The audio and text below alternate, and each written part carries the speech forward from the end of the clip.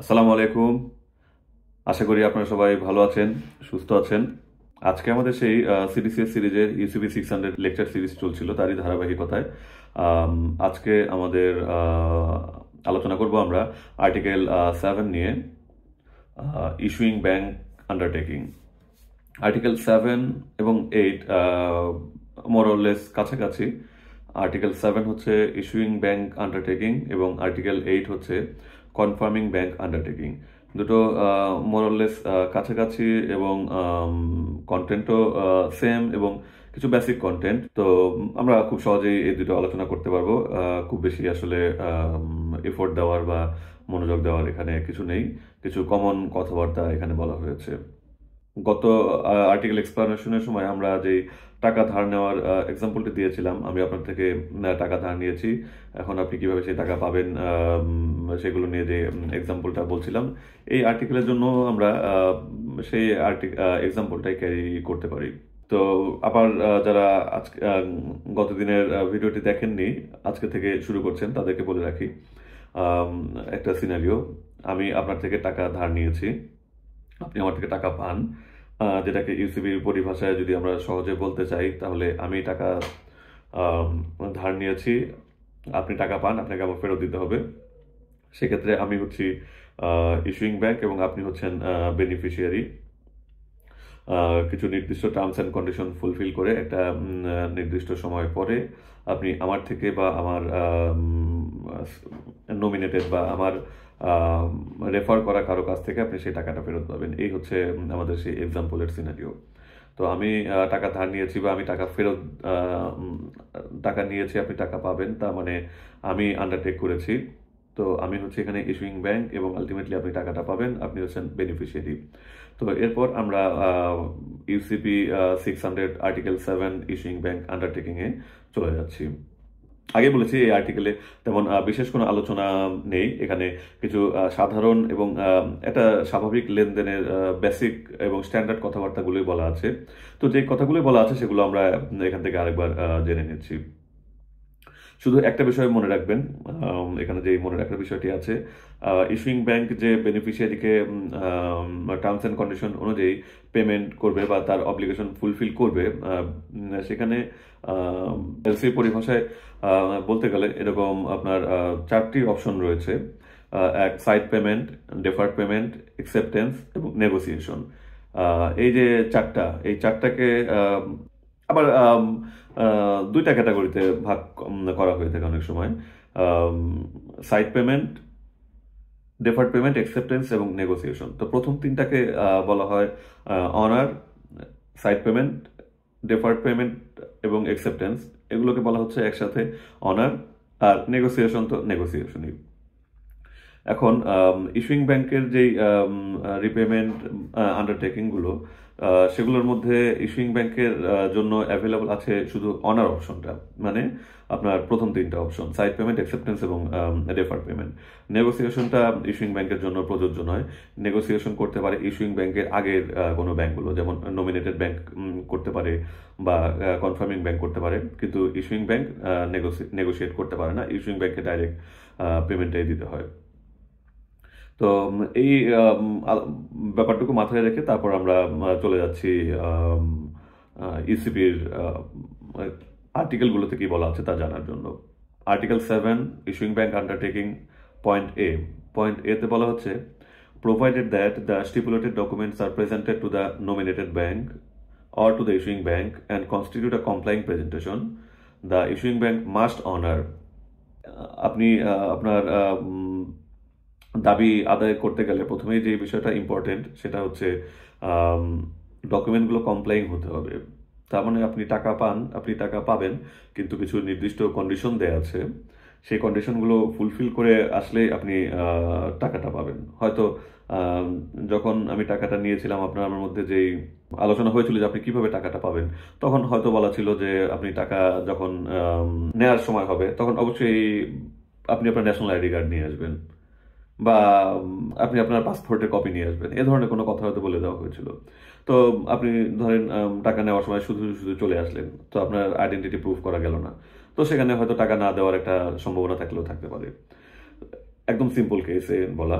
তো এলসিতে অবশ্যই পুরো ট্রানজাকশনটা ঘটার জন্য এবং ট্রানজাকশনটার প্রুফ হিসাবে বা এক্সিকিউশনের জন্য বেশ কিছু টার্মস অ্যান্ড কন্ডিশনস এবং ডকুমেন্টসের ব্যাপার থাকে, সেগুলো ফুলফিল করলেই আপনি টাকাটা পাবেন, এ ধরনের একটা কথা বলা থাকে। এলসি কিন্তু আপনার জন্য কোনো আনকন্ডিশনাল আন্ডারটেকিং না। এলসি অবশ্যই একটা কন্ডিশনাল আন্ডারটেকিং, যে আপনি যদি আপনার টার্মস অ্যান্ড কন্ডিশন ফুলফিল করেন, তাহলে ইস্যুইং ব্যাংক আপনাকে টাকা আপনার পেমেন্ট করতে বা আপনার দাবি পূরণ করতে বাধ্য থাকবে।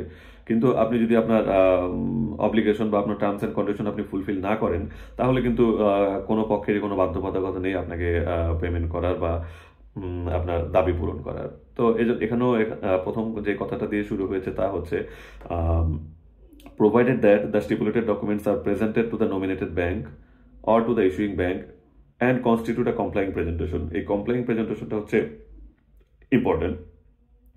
আপনি ডকুমেন্ট ইস্যুইং ব্যাংকের কাছে বা নমিনেটেড ব্যাংকের কাছে যার কাছে প্রেজেন্ট করেন না কেন, ফার্স্ট শর্ত হচ্ছে সেগুলো কমপ্লাইং প্রেজেন্টেশন কিনা, আপনি টার্মস অ্যান্ড কন্ডিশন ফুলফিল করেছেন কিনা। তো যদি ফুলফিল করে থাকেন, then the issuing bank must honour. এখানে কিন্তু বলা হয়নি যে issuing bank must honour or negotiate, কারণ ইস্যুইং ব্যাংকের কাছে অ্যাভেলেবল অপশনটা হচ্ছে শুধু অনার, এবং অনার হচ্ছে আপনার সাইড পেমেন্ট, অ্যাকসেপ্টেন্স এবং ডেফার্ড পেমেন্ট। তো ইস্যুইং ব্যাংকের কাছে যখনই আসবে, তখনই ইস্যুইং ব্যাংকের সেই টার্মস অ্যান্ড কন্ডিশন ফুলফিল করলে, কমপ্লেইন প্রেজেন্টেশন হলে ইস্যুইং ব্যাংক অনার করবে। এখন অনার করবে কিভাবে? অনারেরও বারবারই বলছি যে তিনটা ওয়ে আছে। The issuing bank must honor if the credit is available by side payment, deferred payment or acceptance with the issuing bank। Issuing ব্যাংকের কাছে যখনই ডকুমেন্টটা আসবে এবং যে ডকুমেন্টটা যদি কমপ্লাইন প্রেজেন্টেশন হয়, ইস্যুইং ব্যাংক অবশ্যই অনার করবে। কিভাবে অনার করবে? অনার করার অপশন আছে তিনটা। এখানে 5 ছুঁয়ে সালাম করে অনার করার কথা বলা হচ্ছে না, বা মুরব্বী কাউকে দেখলে সিট ছেড়ে বসতে দিয়ে যে আমরা অনার করে থাকি, এই অনার না। এখানে অনারের এলসি পরিভাষায় অনারের ডেফিনেশন হচ্ছে ডিফারেন্ট, সাইড পেমেন্ট, অ্যাকসেপ্টেন্স অথবা ডেফার্ড পেমেন্ট আন্ডারটেকিং। তো ইস্যুইং ব্যাংকের কাছে যখন একটা ডকুমেন্ট আসবে এবং কমপ্লাইং প্রেজেন্টেশন হবে, ইস্যুইং ব্যাংক অবশ্যই সেটা অনার করবে if the credit is available by sight payment, deferred payment or acceptance with the issuing bank. যদি ইস্যুইং ব্যাংকের উপর অ্যাভেলেবল হয়ে থাকে, তাহলে ইস্যুইং ব্যাংক এগুলো অ্যাকসেপ্ট করে থাকবে। তারপরে বলা হচ্ছে side payment with a nominated bank and that nominated bank does not pay. আমাদের এক্সাম্পল থেকে আবার একটু হেল্প নিতে হচ্ছে। আপনার আমার যে লেনদেন, সেই লেনদেনে আমি বলেছিলাম যে এটা কিছু টার্মস অ্যান্ড কন্ডিশন ফুলফিল করে একটা সময় পরে আপনি আমার থেকে টাকাটা পেতে পারেন। অথবা আপনাকে বলেছিলাম যে কষ্ট করে আমি ঢাকায় থাকি, আপনার থেকে টাকা নিয়ে আমি ঢাকায় চলে এসেছি, বা আমাকে টাকা ধার দিয়ে আপনি ঢাকায় চলে গেছেন, আবার শুধু টাকা নেওয়ার জন্য আমার কাছে আসার দরকার নেই। আপনি ঢাকাতে থাকেন, ঢাকাতে আমার অনেক পরিচিত লোকজন আছে, যে কারো কাছে গিয়ে আপনি সেই টাকাটা নিতে পারেন। তো এখানে এলসির পরিভাষায় এসে যে কারো আমার যে পরিচিত বা চেনা জানা যে লোকগুলোর কথা বলা হচ্ছে, তাদেরকে আপনি এই ইউসিবির সাথে রিলেট করতে গেলে বলতে পারেন যে নমিনেটেড ব্যাংক। তো আমি ধার নিয়ে, আবার সেই ক্যারেক্টারগুলো মনে রাখবেন। আমি হচ্ছি ধার নিয়েছিলাম ইস্যুইং ব্যাংক, আপনি টাকাটা পাবেন, আপনি বেনিফিশিয়ারি। আর বললাম যে টাকা ধার দিয়ে আপনি টাকা চলে গেছেন, শুধু টাকাটা নেওয়ার জন্য আপনার আবার কষ্ট করে সিরাজগঞ্জ আসার দরকার নেই। তো আপনি ঢাকাতেই আমার পরিচিত অনেক লোকজন আছে, যে কারো কাছ থেকে গিয়ে আমার নাম বলে উপযুক্ত প্রমাণ দিয়ে কমপ্লাইং প্রেজেন্টেশন করে আপনি টাকাটা নিয়ে যেতে পারেন। তো ঢাকাতে যেই কারো কাছে আপনি যাচ্ছেন বা যাবেন আমার এই টাকাটা আদায়ের জন্য, তাদেরকে আপনি এই এলসি পরিভাষায় বলতে পারেন নমিনেটেড ব্যাংক। তো এখন আমরা আর্টিকেল 7-এর পয়েন্ট এর 2 নম্বর অপশনটা আরেকবার একটু দেখে নিচ্ছি। The issuing bank must honour if the credit is available by sight payment with a nominated bank and that nominated bank does not pay. বলেছিলাম যে আমার ঢাকায় আমার ভাইয়ের কাছে গেলেই ভাই টাকাটা দিয়ে দেবে, আমার কথা বললেই হবে। তো আপনি গিয়েছেন সে আমার ভাইয়ের কাছে বা আমার ভাইরূপী নমিনেটেড ব্যাংকের কাছে, তো আমার ভাই বা আমার নমিনেটেড ব্যাংক সেই টাকাটি দিতে অপারগতা প্রকাশ করেছে। সাইড পেমেন্ট সে বলেছে আমি দিতে পারবো না, এখন আমার কাছে টাকা নেই, বা ওকে চিনি না, বা যে কোনো কারণেই বললো যে আমি দিতে পারিনি। তো তখন অবশ্যই আপনি কমন সেন্স যেটা, আপনি আমার কাছে আবার ফেরত যাবেন, সেটাই side payment with a nominated bank and that nominated bank does not pay. আমার ভাইয়ের কাছে গিয়েছিলেন ঢাকায়, আমার ভাই পেমেন্ট দেয়নি, আমাকে চেনেনি বা ভাইয়ের কাছে টাকা নেই, কোনো কারণে দেয়নি। তখন সে আবার ইস্যুইং ব্যাংক বা আপনি আবার আমার কাছে ফেরত আসবেন, আমি টাকাটা দিয়ে দেবো। আর্টিকেল 7 এর পয়েন্ট এর অপশন 3-তে আবার বলছে, deferred payment with a nominated bank and that nominated bank does not incur its deferred payment undertaking or having incurred its deferred payment undertaking does not pay at maturity। সেই আবার আমার ঢাকার আমার ভাইয়ের কথা বলতে হচ্ছে। প্রথম অপশন ছিল আপনার অনারের 3টা, সাইড পেমেন্ট, ডেফার্ড পেমেন্ট এবং অ্যাকসেপ্টেন্স। তো আগের কথায় আমরা বললাম সাইড পেমেন্টের কথা, এখন আসছে আমার ডেফার্ড পেমেন্টের কথা। এবার হচ্ছে ডেফার্ড পেমেন্ট যেহেতু, তো ভাই প্রথমে যেটা করবে আপনাকে একটা ডেফার্ড পেমেন্ট আন্ডারটেকিং দিবে, বা নমিনেটেড ব্যাংক আপনাকে ডেফার্ড পেমেন্ট আন্ডারটেকিং দিবে এবং বলবে যে আপনি 30 দিন এলসি টার্মস অ্যান্ড কন্ডিশন অনুযায়ী আপনি 30 দিন পরে আসেন বা 2 মাস পরে আসেন, এসে টার্মস অ্যান্ড কন্ডিশন অনুযায়ী টাকাটা নিয়ে যাবেন। তো আপনি গেলেন আমার ভাইয়ের কাছে ঢাকায়, আমি তো আছি সিরাজগঞ্জে, আপনি গেছেন ঢাকায়। তো আমার ভাই প্রথমেই বলল যে আমি এই দায়িত্বই নিতে পারবো না, তোমাকে ডেফার্ড পেমেন্ট আন্ডারটেকিং দিতে পারবো না। স্বাভাবিকভাবেই তখন আপনি আবার আমার কাছে ফেরত আসতে হবে ডেফার্ড পেমেন্ট আন্ডারটেকিং এর জন্য। ভাই তোমার ভাইয়ের কাছে গিয়েছিলাম, আপনার ভাই তো টাকা আন্ডারটেকিং দিতে রাজি না। তখন আমাকে বলতে হবে ঠিক আছে নাও, আমি আন্ডারটেকিং দিয়ে দিলাম। তো হয়তো আমার ভাই প্রথম কাজটি করেনি। ডেফার্ড পেমেন্ট আন্ডারটেকিং এর 2টি অপশন আছে। এক হচ্ছে আপনি প্রথমে আন্ডারটেকিং দিবেন, আন্ডারটেকিং পাবেন মানে আমার নমিনেটেড ব্যাংক থেকে, পাওয়ার পরে সেইটা আপনার টেনর শেষ হলে, এন্ড অফ দ্য টেনর বা ম্যাচুরিটি ডেটে গিয়ে আপনি টাকাটা পাবেন। তো প্রথমে আমার ভাইয়ের কাছে গেলেন বা নমিনেটেড ব্যাংকে গেলেন, সে প্রথমেই বললো যে না আমি আন্ডারটেকিং দিতে পারবো না। তো তখন আবার আমার কাছে ফেরত আসতে হবে, বা আন্ডারটেকিং দিল, আপনার ম্যাচুরিটি ডেটে গিয়ে বললো যে না আমি পেমেন্ট দিতে পারবো না, তখন আপনি আবার আমার কাছে ফেরত আসতে হবে বা আসতে পারবেন। এটাই বলা হয়েছে, the issuing bank must honour if the credit is available by deferred payment with a nominated bank and that nominated bank does not incur its deferred payment undertaking, or having incurred its deferred payment undertaking does not pay at maturity। তাহলে আমরা কিন্তু অনারের 2টা point বলে ফেললাম, side payment এবং deferred payment. এরপর আরেকটা option রয়ে গেছে অ্যাকসেপ্টেন্স। তো আর্টিকেল 7 ইস্যুইং ব্যাংক আন্ডারটেকিং এর পয়েন্ট এর 4 নম্বর যে পয়েন্টটা, সেই 4 নম্বর পয়েন্টে কিন্তু সেই অনারের যে 3rd অপশন সেটা নিয়ে বলা হয়েছে, the issuing bank must honour if the credit is available by acceptance with a nominated bank and that nominated bank does not accept a draft drawn on it, or having accepted a draft drawn on it does not pay at maturity। আবার সেই আমার ভাইয়ের কথা বলছি, nominated bank, তার কাছে গিয়েছেন, এবার অ্যাভেলেবল ছিল বাই অ্যাকসেপ্টেন্স, আপনি ড্রাফট নিয়ে গেছেন, আমার ভাই সে ড্রাফট অ্যাকসেপ্ট করেনি বা ড্রাফট অ্যাকসেপ্ট করেছে, ম্যাচুরিটিতে পেমেন্ট দিতে পারেনি। এসব ক্ষেত্রেও আপনি আবার আপনার লাস্ট রিসোর্ট হচ্ছে আপনি ইস্যুইং ব্যাংকের কাছে ফেরত আসা। এখানে যা বলা হচ্ছে পুরো আগেই বলেছি যে আর্টিকেল 7 এবং আর্টিকেল 8 দুটো আর্টিকেলই বেসিক কথাবার্তা নিয়ে আলোচনা। আপনার কমন সেন্সে যা বলে সে ধরনের কথাবার্তাগুলো এখানে বলা। যেহেতু আমি টাকা ধার নিয়েছি, আমি বলেছি ও দিবে ও দেবে, কেউ এইভাবে এই মোডে দেবে ওই মোডে দেবে, আপনি চাইলে তাদের কাছে যেতে পারেন, তারা দেওয়ার কথা, আমার ওই ধরনের একটা অ্যারেঞ্জমেন্ট তাদের সাথে থাকার কথা। যদি তারা কেউ সেই অনারটা আপনাকে না করে, আপনি আবার আমার কাছে ফেরত আসতে পারবেন। তো বলেছি যে ইস্যুইং ব্যাংক করতে পারে শুধু অনার, এবং ইস্যুইং ব্যাংকের উপর এলসিগুলো বাই নেগোসিয়েশন অ্যাভেলেবল থাকে না। বাই নেগোসিয়েশন অ্যাভেলেবল থাকে হচ্ছে ইস্যুইং ব্যাংকের আগের ব্যাংকগুলো, নমিনেটেড ব্যাংক, কনফার্মিং ব্যাংক, এ ধরনের কোনো ব্যাংক থাকলে সেগুলো। তো আমরা article 7 issuing bank undertaking point 1 এর 5 অপশন যেটা, সেটাতে দেখছি the issuing bank must honour if the credit is available by negotiation with a nominated bank and that nominated bank does not negotiate।